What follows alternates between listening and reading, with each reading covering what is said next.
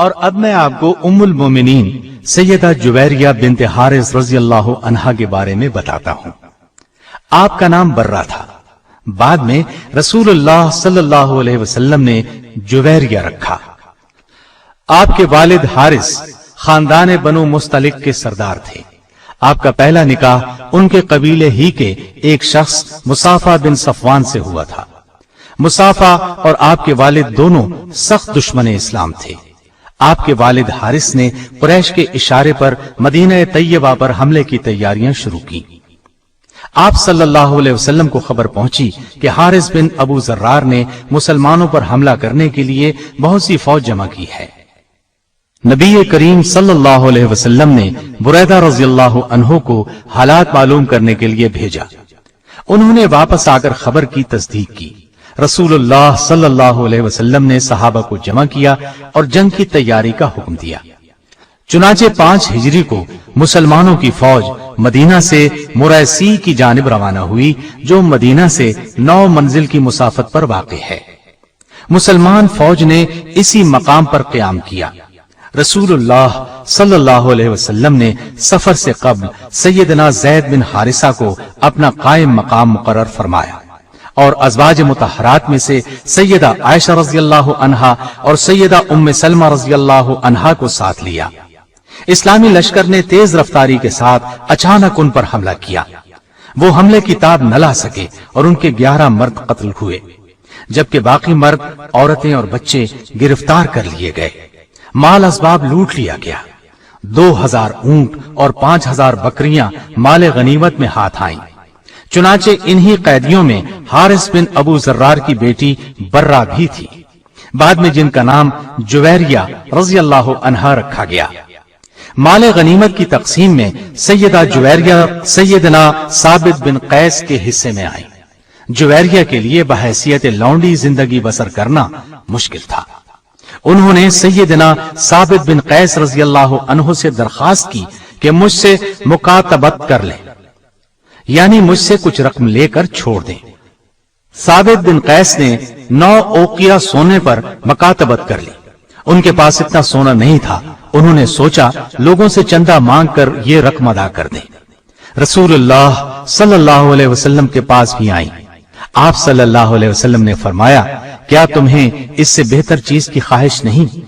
انہوں نے کہا، وہ کیا چیز ہے؟ آپ صلی اللہ علیہ وسلم نے فرمایا، تمہاری طرف سے میں روپے ادا کر دیتا ہوں اور تم سے نکاح کر لیتا ہوں۔ تو سیدہ جویریہ رضی اللہ عنہا راضی ہو گئی۔ ادھر سیدہ جویریہ رضی اللہ عنہا کے باپ حارث بن ابو ذرار کا شمار رؤسائے عرب میں ہوتا تھا۔ وہ اپنی بیٹی کی گرفتاری سے شدید متاثر ہوا اور رسول اللہ صلی اللہ علیہ وسلم کی خدمت میں آیا۔ اس نے عرض کیا کہ میں عرب کا ایک سرکردہ آدمی ہوں۔ میرا مقام و مرتبہ اور میری بیٹی کی عزت و آبرو اس بات کی اجازت نہیں دیتی کہ وہ کسی کی کنیز بن کر رہے اور اس طرح ذلت کی زندگی بسر کرے۔ میں اپنے قبیلے کا سردار ہوں۔ آپ میری عزت کا احساس کرتے ہوئے میری بیٹی کو آزاد کر دیں۔ نبی کریم صلی اللہ علیہ وسلم نے فرمایا، آپ اپنی بیٹی سے پوچھ لیں، میں معاملہ اس کی مرضی پر چھوڑتا ہوں۔ حارث نے جویریہ رضی اللہ عنہا کے پاس جا کر کہا، رسول اللہ صلی اللہ علیہ وسلم نے معاملہ تمہاری مرضی پر چھوڑ دیا ہے، اب جو تم کہو گی اسے کر لیا جائے، لیکن اتنی بات یاد رکھو کہ ہمیں ذلیل و رسوا نہ کرنا۔ اس پر سیدہ جویریہ رضی اللہ عنہا نے فرمایا، میں رسول اللہ صلی اللہ علیہ وسلم کی خدمت میں رہنے کو ترجیح دیتی ہوں۔ رسول اللہ صلی اللہ علیہ وسلم نے ثابت بن قیس کو ان کی طرف سے مکاتبت کی رقم 9 اوقیہ ادا کر کے شادی کر لی اور حارث جو بیٹی کو چھڑانے کے لیے آیا تھا مسلمان ہو گیا۔ رسول اللہ صلی اللہ علیہ وسلم نے جویریہ رضی اللہ عنہا کو آزاد کر کے اپنی زوجیت میں لے لیا۔ جب صحابہ کرام رضی اللہ عنہم کو یہ بات معلوم ہوئی تو انہوں نے بنی مستلق کے قیدیوں کو آزاد کر دیا۔ انہوں نے کہا، اب یہ لوگ رسول اللہ صلی اللہ علیہ وسلم کے سسرالی رشتہ دار ہیں، ہم انہیں قید میں نہیں رکھ سکتے۔ اس طرح بنی مستلق کے 100 گھرانے آزاد ہوئے۔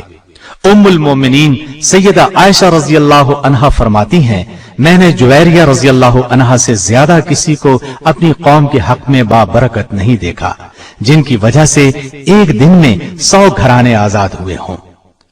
मुस्तदरक हाकिम और तिरमिजी की रिवायतों में है कि सैयदा जुवैरिया रजी अल्लाह अन्हा फरमाती हैं, मैंने नबी करीम सल्लल्लाहु अलैहि वसल्लम की आमद से 3 रात पहले ख्वाब में देखा कि चांद यस्रिब से चला आ रहा है और वो मेरी आगोश में आ गिरा है।